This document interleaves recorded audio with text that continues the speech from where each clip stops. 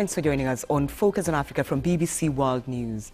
Completely ridding the world of gender-based violence, harmful cultural practices, and removing barriers to contraception. Those are some of the commitments that have been made at an international conference on population and development. Over 9,000 delegates attended the Nairobi conference, and they're calling this the Decade of Action. More than 1,200 financial and political commitments have been made in the past 3 days, with more expected to come. Different governments are aiming to work together. For example, Uganda, Somalia, Kenya and Tanzania have pledged to tackle cross-border female genital mutilation. Now, one of the most important actions identified is reforming policy systems which enforce laws. For every case of gender-based violence reported in Africa, many more go unreported because women face challenges accessing justice. Well, one such example is in Western Kenya, where victims' families prefer to reach out-of-court settlements with offenders. The BBC's Mercy Juma traveled to Busia to find out what's going on. Mary, not her real name, goes about her daily chores. This 9-year-old was sexually assaulted by her grandparents' gardener in February this year. I spoke to Mary's grandmother, who asked not to be identified. In hospital, she was given medication to take for 28 days to prevent HIV infection. Mary's case is one of many in this part of Kenya. This is Busia, a bustling town sitting in the border with Uganda. Business is thriving here, but this is also a highly patriarchal society where women have no say on many social issues. Over the past year, cases of sexual assault against girls and women have more than doubled. These should be handled by the courts, but in reality, out-of-court settlements are the norm, where the victims' voices are ignored. If we arrest that man and he dies in police custody, they will say I am the cause. The curse will remain here. We would rather talk, we agree upon ourselves, and the matter ends here. Even when you walk in the village, the people point fingers and say, "Why have you arrested someone else's son? Yet the girl is okay and has no complications." All blame comes back to me. I have come to a home where there is a family meeting going on to solve a sexual assault case at the family level. In this instance, the victim and the offender are immediate cousins. Paul and Peter, not their real names, are brothers. Paul's 23-year-old son sexually assaulted Peter's 15-year-old daughter. He took her to a sugarcane plantation and raped her.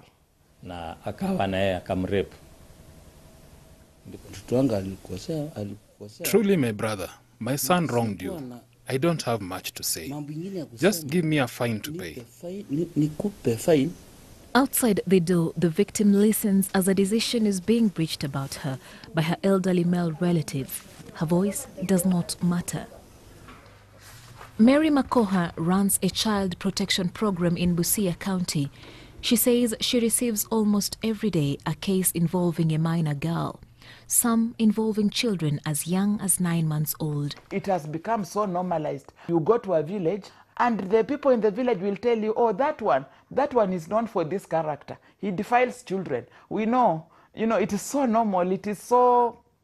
And they'll even count for you how many were given cows, how many were given goats, how many were given grain in exchange for justice for a child.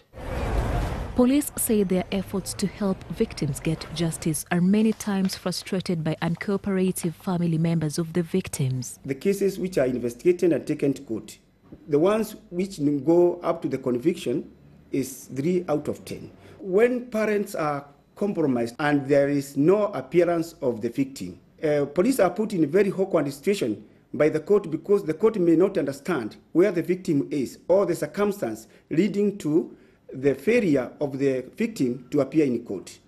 So while sex offenders and some parents turn this into a trade, many children who are the victims are left with lifelong scars, forced to live near those who stole their childhood with no prospect of justice.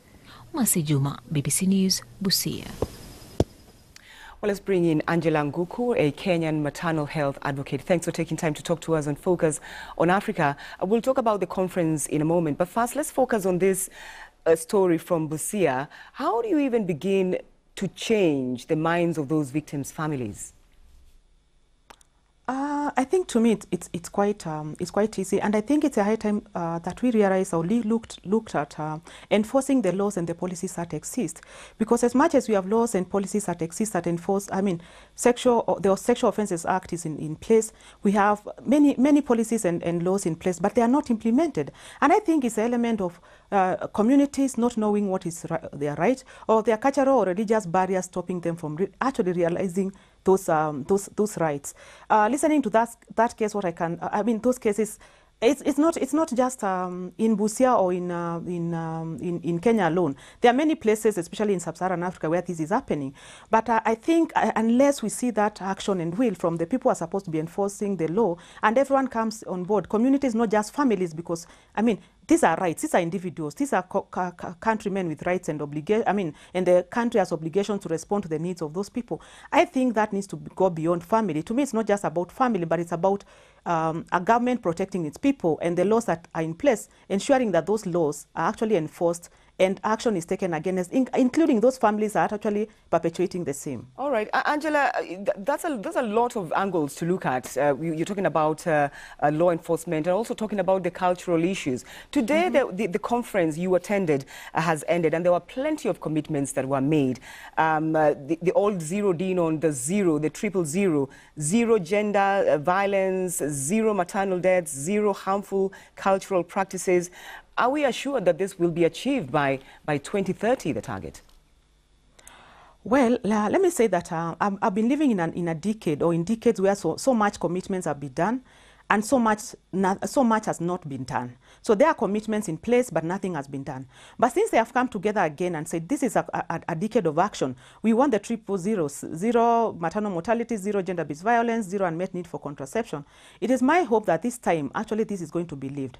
So for me, what I'm looking at is political will and action, and also a mobilized and mobilize communities to be able to hold their governments to account, because a lot of times governments have made commitments and made it like a privilege that citizens should just listen, and they are pathetic to the issues that are in place. But the same commitment should actually be made clear to the citizenry and to the people who are concerned, so that they can be able to hold governments to account to walk the talk, because a lot of times there has been talk but no action. And I'm just hoping and believing that we come the next 10 years, we are coming back to actually look back and say the commitments have been followed through. So the follow through lies squarely on not just the governments, but also the citizens. And they can only do that when there's literacy on these commitments, and they know that they have rights to the same. So commitment is required. Angela Nguku, thank you very much indeed for taking time to talk to us on Focus on Africa. Thank you.